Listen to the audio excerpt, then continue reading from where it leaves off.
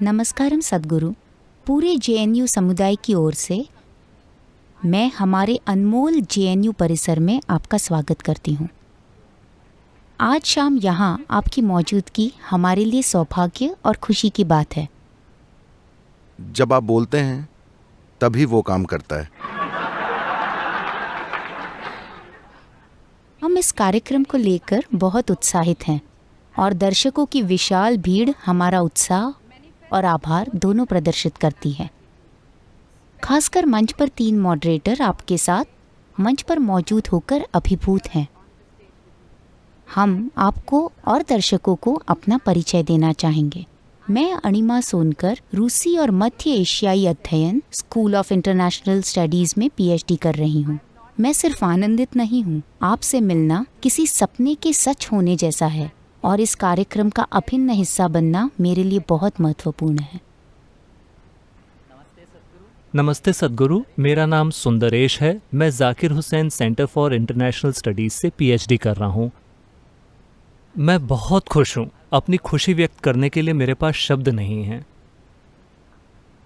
Hello सद्गुरु, मेरा नाम अंजलि योगी है। मैं पीएचडी कर अरे आप भी योगी हैं? एक अलग योगी, मगर मैं स्कूल ऑफ इंटरनेशनल स्टडीज़ से centre for south Asian studies में अपनी पीएचडी कर रही हूँ। और आपके यूट्यूब वीडियो देखने से लेकर आपके साथ बातचीत तक का सफ़र बहुत ज़बरदस्त रहा है। सद्गुरु, मैं आपको बताना चाहती हूँ कि आज रात कार्यक्रम किस प्रकार होगा। हमने लगभग 10 से 12 सवाल तैयार किए हैं जिसकी हम पैनल में चर्चा करेंगे। इसके बाद हम सोशल मीडिया पर आए कुछ सवालों को उठाएंगे, क्योंकि हम समझते हैं कि हर कोई कैंपस में मौजूद नहीं हो सकता। इसलिए हमने ऐसे सवाल चुने हैं जिनसे युवा संबंध जोड़ पाएंगे। इसके बाद हम आज शाम के शानदार दर्शकों से सवाल आमंत्रित करेंगे। धन्यवाद सद्गुरु। तो पहला सवाल है, जब हमने जेएनयू के विद्यार्थियों और विद्वानों को इस यूथ एंड ट्रुथ अभियान के बारे में बताया, तो सबसे पहला सवाल इस अभियान के आधार के बारे में उठा। तो सच्चाई असल में होती क्या है और आप हर सवाल का जवाब देने के काबिल कैसे हैं? मुझे खुशी है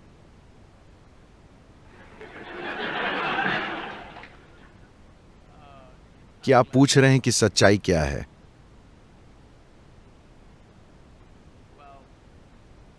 जो भी चीजें जीवन के सभी आयामों में कारगर हो वही सत्य होगी, है ना? इस देश में प्राचीन समय से ही सत्यमेव जयते कहा जाता रहा है। इसका मतलब है कि सिर्फ सत्य कारगर होता है। जब महात्मा गांधी आए तो उन्होंने उस समय इसे एक राजनीतिक नारे की तरह इस्तेमाल किया, मगर अब आप ऐसी स्थिति में पहुंच गए हैं जिसमें आप सवाल करेंगे कि सत्य कारगर होगा या नहीं।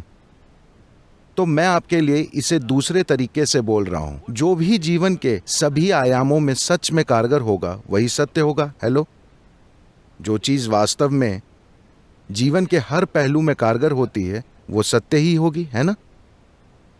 तो मुझे कौन सी चीज काबिल बनाती है, यही आपको आज पता लगाना चाहिए।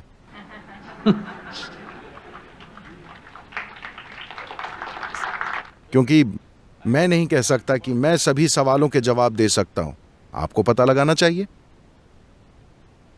सद्गुरु, अगला सवाल ये है, आप जानते हैं कि जेएनयू राजनैतिक रूप से जीवंत परिसर है और इस परिसर में अराजनैतिक होना असंभव है या प्रैक्टिकल नहीं है।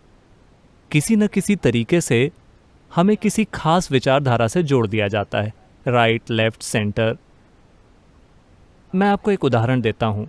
जब मैं इस कैंपस में आया तो मुझे तुरंत हॉस्टल नहीं मिला था।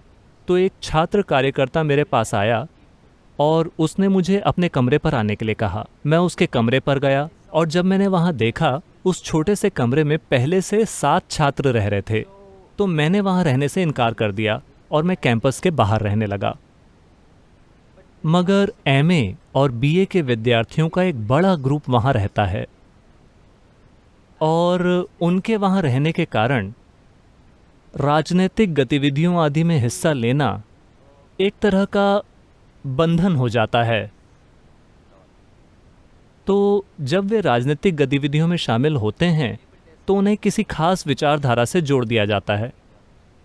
ये पहली चीज़ है। दूसरा उदाहरण है, जब भी हम कैंपस के मुद्दों या राष्ट्रीय अथवा अंतर्राष्ट्रीय मुद्दों पर कोई विशेष राय देते हैं तो हम एक खास विचारधारा से जोड़ दिया जाता है। आपसे मेरा सवाल ये है सद्गुरु कि एक छात्र कोई साइड लिए बिना या स्वतंत्र कैसे रह सकता है?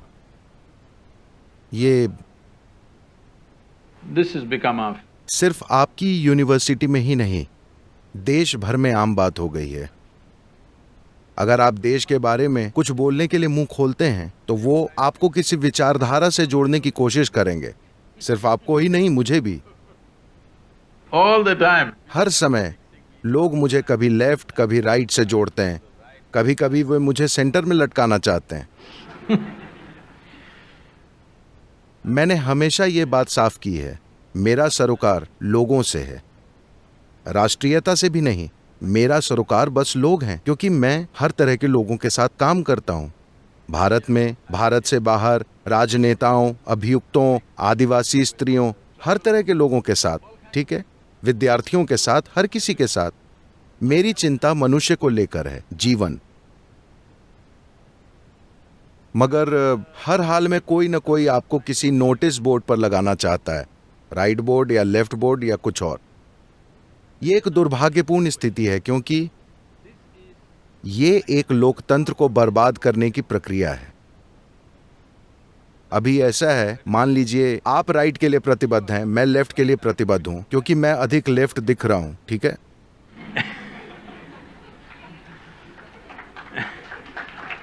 तो अब हम प्रतिबद्ध हो चुके हैं। तो मैं पूछता हूं, अब सीक्रेट बैलेट का क्या काम है? हम जानते हैं कि ये 3 लोग राइट के लिए वोट करेंगे, ये लेफ्ट को वोट देगा, हर कोई जानता है। फिर सीक्रेट बैलेट का क्या मतलब है? What is the point of offering a citizen एक नागरिक को नेतृत्व चुनने का प्रस्ताव देने का क्या मतलब है? तमिल भाषा में लोकतंत्र का मतलब है जननायकम। इसका मतलब है कि लोग ही नेता हैं। इसका यह अर्थ है, लोग नेता हैं, मगर सभी नेता तय हैं। आप उनसे नेता कैसे बनाएंगे? आप लोकतंत्र कैसे चलाएंगे? अगर आप एक जीवंत लोकतंत्र चाहते हैं तो सबसे महत्वपूर्ण चीज ये है, कुछ पार्टी कार्यकर्ताओं को छोड़कर बाकी आबादी किसी भी पार्टी, किसी विचारधारा से न जुड़ी हो। हम किसी को 5 साल मौका देते हैं, अगर वे अच्छा करते हैं तो हम उन्हें एक और मौका देते हैं, अगर वे अच्छा नहीं करते तो हम किसी और को ले आते हैं। ये इस तरह होना चाहिए, मगर दुर्भाग्य से ये दुनिया भर में प्रचलित हो गया है। in United States? अमेरिका में ये और बदतर था। मैं अमेरिका में गर्व से बताता था कि हम एक जीवंत लोकतंत्र हैं, मगर पिछले 5 सालों में मैं भारत के जीवन लोकतंत्र के बारे में मौन हो गया हूं, क्योंकि हम भी उन्हीं की तरह बन गए हैं। ये ऐसा है, एक सीनियर रिपब्लिकन नेता मर रहा था, वो मृत्युशैया पर था। मृत्युशैया पर उसने अनुरोध किया कि वो डेमोक्रेटिक पार्टी में शामिल होना चाहता है। लोगों ने कहा, तुम नहीं, तुम जीवन भर रिपब्लिकन रहे हो, आपके पिता और आपके दादा भी सभी रिपब्लिकन थे, और अब मृत्युशैया पर तुम डेमोक्रेट बनना चाहते हो? उसने कहा, हाँ, मैं एक डेमोक्रेट बनना चाहता हूं। उन्होंने पूछा, क्यों? वो बोला, मैं चाहता हूं एक डेमोक्रेट मर जाए।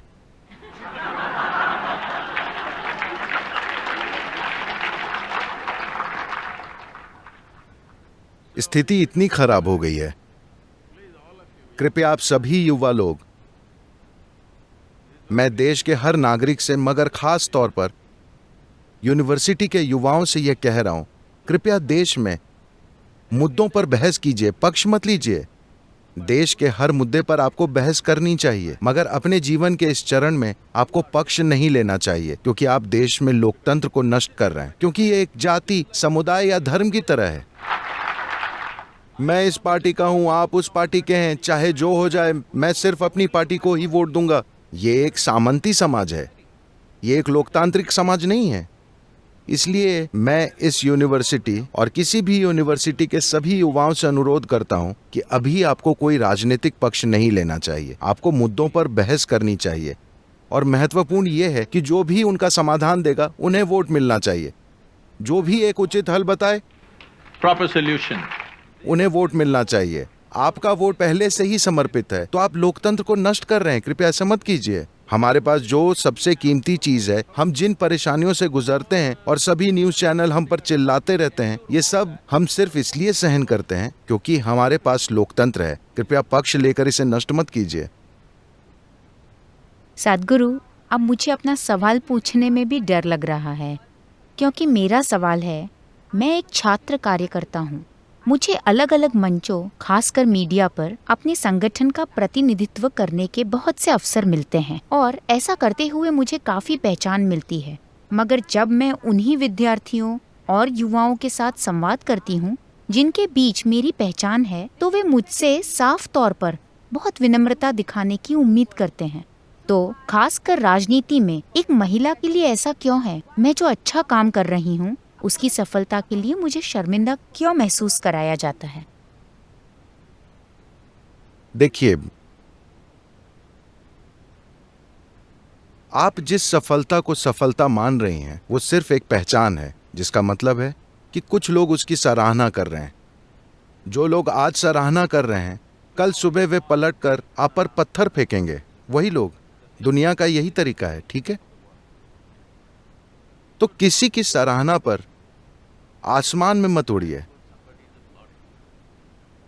ये ऐसा है जैसे आप बाहर गए, किसी ने आपसे कहा कि आप धरती के सबसे शानदार इंसान हैं, तो आप बादल पे उड़ते हुए घर पहुंचे। कौन से नंबर का बादल? सिर्फ 9। दक्षिण भारत में बादल का नंबर 11 होता है। आप जिस भी नंबर के बादल पर सवार होकर घर पहुंचे, घर पर लोगों ने आपको आपकी असलियत बताई और सब बिखर गया। इस मोड में मत आइए। ऊपर मत उड़िए और नीचे भी मत आइए किसी के कुछ कहने पर। ऐसा सिर्फ तभी होता है जब आप नहीं जानते कि आप कर क्या रहे हैं। अगर आप इस बारे में स्पष्ट हैं कि आप क्या कर रहे हैं, तो लोग जो चाहे कहें, वे बड़ी बातें कहेंगे। लेकिन आप सीमाएं जानते हैं, वे बुरी चीजें कहेंगे, मगर आप जानते हैं कि आप क्या कर रहे हैं। जीवन में बस यही महत्वपूर्ण है। अगर आप इस बात पर भूल जाएंगे कि किसी ने कुछ अच्छा कह दिया या निराश हो जाएंगे कि किसी ने कुछ बुरा कह दिया, तो आपके जीवन पर इसका असर होगा। आप बड़ी जिम्मेदारी नहीं उठा सकते, क्योंकि अगर आप इससे प्रभावित हो रहे हैं कि कोई आपके बारे में अच्छी या बुरी चीजें कह रहा है, तो आप अपने जीवन को सीमित कर लेंगे। क्योंकि अगर आप बाहर कदम निकालते हैं, तो जाहिर है कि तरह तरह के लोग तरह तरह की बातें करेंगे। लोग मुझ पर हर तरह का आरोप लगा चुके हैं, दुनिया भर के आरोप, जो एक मनुष्य कर सकता है और जो नहीं कर सकता है, सब कुछ। मगर जब तक आप जानते हैं कि आप क्या कर रहे हैं, उससे कोई फर्क नहीं पड़ता। सद्गुरु, यहाँ हम इस सवाल को थोड़ा और आगे ले जाना चाहेंगे। हालांकि ये एक खतरनाक सवाल है। सवाल कभी खतरनाक नहीं होता, सिर्फ जवाब होता है। कैंपस थोड़ा खतरनाक है शायद। नहीं, बस जवाब होता है। आप मुझे खतरे में डालना चाहते हैं, मुझे कोई परेशानी नहीं है। वीसी ने कहा है कि कैंपस बहुत शानदार है। तो क्या आप थोड़ी आवाज बढ़ा सकते हैं प्लीज? तो जब मैं एक विद्यार्थी के रूप में यूनिवर्सिटी में आई, तो मैं सोचती थी कि राजनीति में क्यों जाएं, बस अपना कैरियर बनाकर यूनिवर्सिटी से चले जाएं। तो मेरा नज़रिया कैरियर केंद्रित था। आप क्या सोचते हैं, क्या छात्र जीवन और राजनीति एक अच्छा मिश्रण है? क्या आपको लगता है कि ये कुल मिलाकर एक अच्छा मिश्रण है? देखिए, पहले राजनीति शब्द को समझते हैं। दुर्भाग्य से आज इस देश में अगर मैं कहूं कि वे राजनीति कर रहे हैं, तो इसका मतलब है कि वे कुछ बुरा कर रहे हैं। दुर्भाग्यपूर्ण। राजनीति का मतलब है कि आपका काम नीति बनाना है। राजनीति इसीलिए होती है। राजनेता का मतलब है ऐसा इंसान जो नीति निर्माण में शामिल है। नीति निर्माण किसी राष्ट्र के निर्माण के लिए जरूरी है या नहीं? वो जरूरी है या नहीं? तो सबसे पहले राजनीति शब्द का नेगेटिव अर्थ हटा दीजिए। अगर आप राजनीति करके लोगों के साथ बुरे तरीके से चीजें कर रहे हैं तो निश्चित रूप से आपको ये छोड़ देना चाहिए। लेकिन अगर आप समझने की कोशिश करते हैं कि नीति कैसे बनाई जाती है, हो सकता है कि आप भविष्य में राजनेता ना बने, पता नहीं, मगर हर युवा को यह जानना चाहिए कि नीति किस तरह बनाई जानी चाहिए, किसी समाज या देश के लिए समाधान किस तरह ढूंढा जाना चाहिए। हर किसी को इसके बारे में सोचना चाहिए, वरना हम गैर जिम्मेदार नागरिक समाज बन गए हैं जहां हम जाकर वोट तक नहीं देते क्योंकि हम नहीं जानते कि ये क्या है। हमें लगता है कि राजनीति का मतलब भ्रष्टाचार है, हमें लगता है कि राजनीति का मतलब एक दूसरे के साथ कुछ बुरा करना है। नहीं, राजनीति का मतलब है नीति बनाना सीखना। नीति बनाने का मतलब है किसी ऐसे बिंदु पर पहुंचना जो हर किसी के लिए कारगर हो, हर किसी के लिए नहीं तो कम से कम अधिकतम लोगों के लिए। देश या दुनिया में नीति निर्धारित करने का मतलब है arriving at a एक खास रूपरेखा तय करना ताकि वो हम सबके लिए काम करे। क्या ये महत्वपूर्ण नहीं है? चाहे आप 2 सदस्यों वाला या 4 सदस्यों वाला परिवार चलाने जा रहे हो, या कोई छोटा मोटा कारोबार या कोई संस्था या देश, क्या ये जरूरी नहीं है कि आप ऐसा ढांचा बनाने का तरीका सीखें जो सभी संबंधित लोगों के लिए कारगर हो? क्या ये अहम नहीं है, चाहे आप भविष्य में कुछ भी करें? हम इस पर थोड़ा स्पष्टीकरण चाहते हैं। तो सदगुरु, आपने अपने एक पुराने वीडियो में वामपंथी झुकाव रखने का जिक्र किया है। आप पोस्टर लगाने का काम करते थे और आप देर रात की बैठकों में शामिल होते थे और पोस्टर लगाते थे और बाकी काम किए। मगर जब हम कैंपस में विद्यार्थियों के साथ विचार विमर्श कर रहे थे तो हमने पाया कि सदगुरु को बहुत से लोगों द्वारा राइट विंग का माना जाता है। हालांकि आपने इससे पहले भी स्पष्ट करने की कोशिश की है, मगर ये राइट विंग कहाँ है? ये राइट आर्म है। मगर सदगुरु, ये धारणा इसलिए है क्योंकि आपने पहले भी डिमोनेटाइजेशन के मुद्दे पर सरकार का समर्थन किया, उसके बाद देश में कोई बम विस्फोट ना होने पर भी। तो क्या सदगुरु इसे स्पष्ट करते हैं। क्या सदगुरु अब दक्षिणपंथी हो गए हैं? देखिए, फिलहाल हम तमिलनाडु सरकार के साथ काम कर रहे हैं, जो आप जानते हैं कि अन्ना द्रमुक है। कोई नहीं जानता कि वो कौन सी विंग है।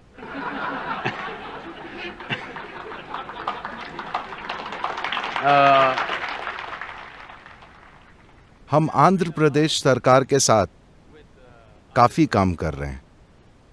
उनके बारे में भी मुझे लगता है कि आप तय नहीं कर सकते कि वो कौन सी विंग है, और वो विंग केंद्र में बड़ी विंग का हिस्सा थी, मगर अब वो नहीं है, वो उसके खिलाफ हो रही है।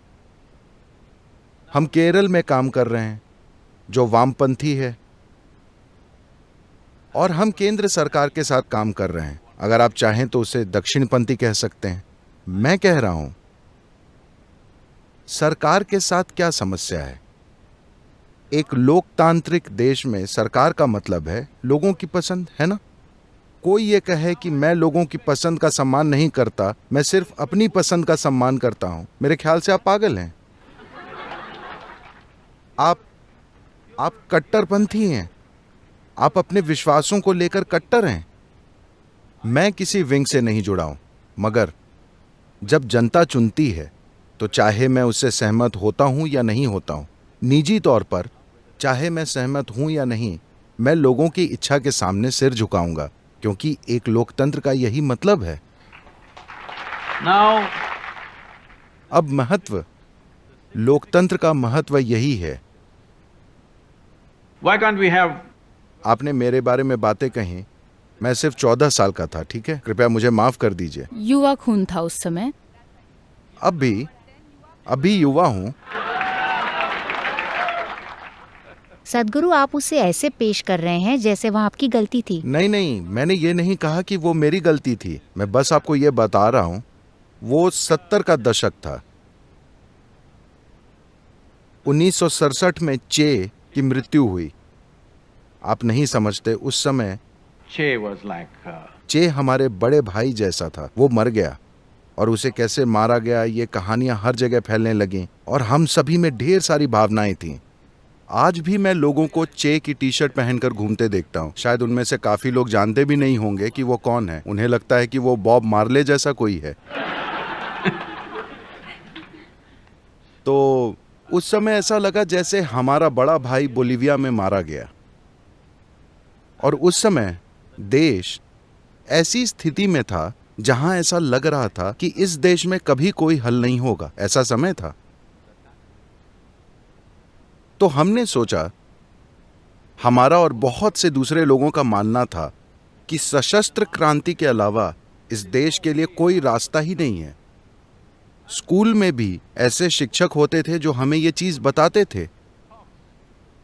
हर कहीं रूसी साहित्य दिखता था। हमने खूब पढ़ा और हमने रूसी साहित्य को अपने अंदर उतार लिया और वो सब सही लगता था।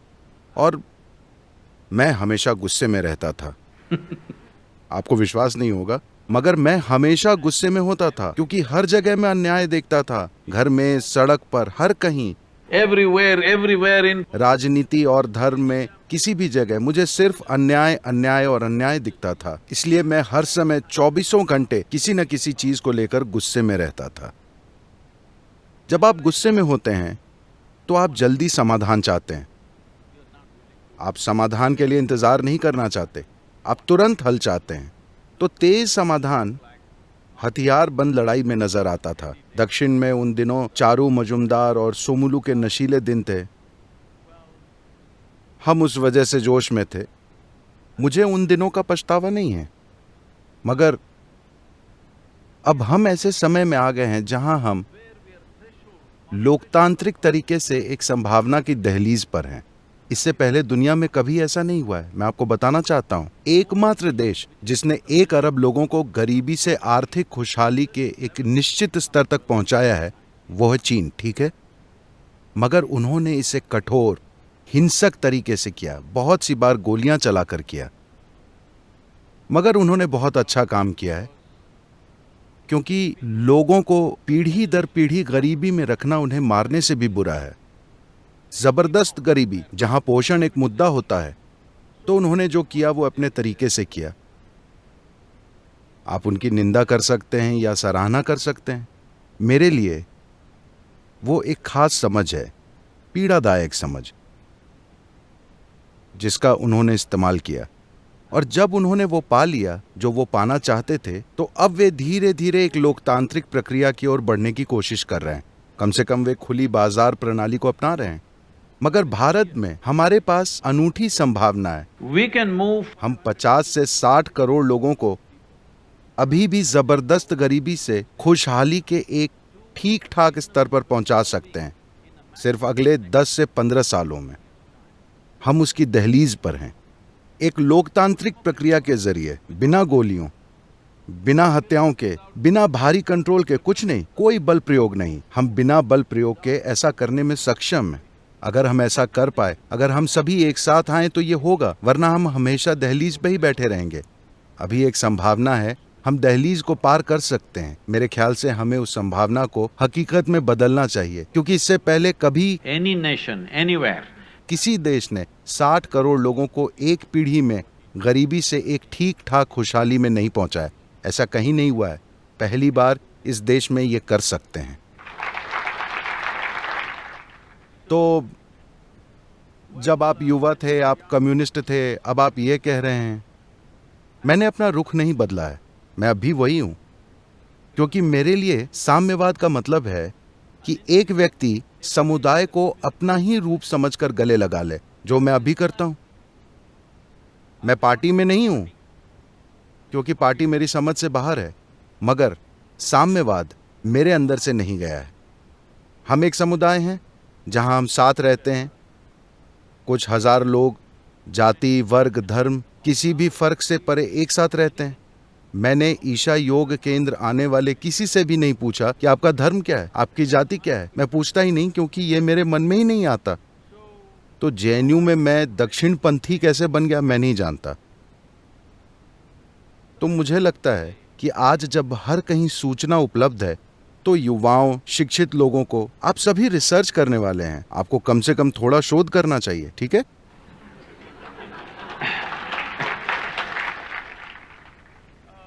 बस किसी के बारे में निराधार राय कायम करना जिससे आप मिले तक नहीं हैं, ये मैंने हर कहीं, खासकर इस देश में देखा है। दुनिया में कहीं और ऐसा नहीं होता। मैं ये देख रहा हूं इस देश में जो लोग मुझसे कभी मिले ही नहीं हैं, वे मेरे बारे में मुझसे ज्यादा जानते हैं। जिन्होंने मुझे कभी नहीं देखा है, ना मिले हैं, ना बात की है, वे मेरे बारे में मुझसे ज्यादा जानते हैं। मेरे ख्याल से आपको उन्हें पीएचडी दे देनी चाहिए, क्योंकि वे ऐसी कल्पना से भरी रिसर्च कर रहे हैं।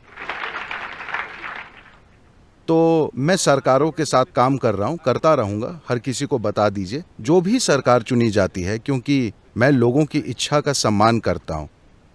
मेरी राय बड़ी नहीं है, मेरी राय इस देश के लोगों की मर्जी से बड़ी नहीं है, हमेशा। सदगुरु, अगर हम आपकी बात मान भी लें, तब भी यह सोच बहुत मजबूत है कि दक्षिण पंथ की ओर झुकाव तो है, क्योंकि जैसे क्या आप महसूस करते हैं कि यह 2019 के लिए वोट जुटाने का अच्छा समय है यूथ एंड ट्रूथ अभियान के जरिए? देखिए,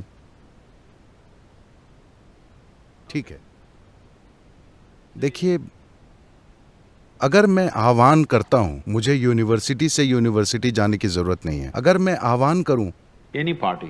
तो किसी भी पार्टी को काफी वोट मिल जाएंगे, ठीक है। मगर मैं आपको बताता हूं, मेरी बेटी मुझसे पूछती है मुझे किस पार्टी को वोट देना चाहिए। मैं उसे नहीं बताता, मैं उससे कहता हूं कि तुम्हें खुद सोचना चाहिए। वो एक कलाकार है, तो मैं उसे कहता हूं कि तुम्हें सोचना चाहिए कि तुम्हारे और तुम्हारे आसपास के लोगों के लिए क्या अच्छा है।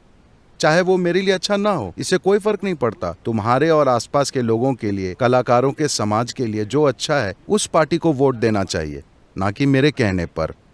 योग केंद्र में और हर कहीं जहां मैं जाता हूं, लोग पूछते हैं, सदगुरु मैं किसे वोट दूं? मैं कहता हूं, मैं लोकतंत्र को नष्ट करने का काम नहीं करूंगा, क्योंकि अगर मैं आह्वान करता हूं और मान लीजिए 1 करोड़ लोग वोट देते हैं, तो क्या ये लोकतंत्र को नष्ट करना नहीं होगा? आपने एक लोकतंत्र को एक सामंती प्रक्रिया में बदल दिया है कि एक नेता आह्वान करता है और हर कोई आंख मूंद कर किसी को वोट देता है। आप यही बदलने की कोशिश कर रहे हैं। लोग धर्म, जाति, वर्ग और हर तरह की बकवास के आधार पर वोट दे रहे हैं। इसे बदलने की जरूरत है। जब हर व्यक्ति खुद सोचकर वोट देता है, हर बार नए सिरे से यह कहता है, किसी पार्टी के लिए समर्पित नहीं होता, सिर्फ तभी लोकतंत्र जीवित रह सकता है। यह हमारी सबसे कीमती चीज है, क्योंकि लोकतंत्र की सबसे कीमती चीज यह है कि सत्ता बिना खून खराबे के बदल सकती है। मानव जाति के इतिहास में ऐसी चीजें कभी नहीं हुई हैं। चाहे परिवार में ही सत्ता बदलनी हो, किसी न किसी का खून बहेगा, हाँ या नहीं? ये ऐसा ही रहा है, मगर पिछले 100-150 सालों में पहली बार हम खून खराबे के बिना नेतृत्व बदलने में सक्षम रहे हैं। इसे कम मत समझिए, कभी कम मत समझिए।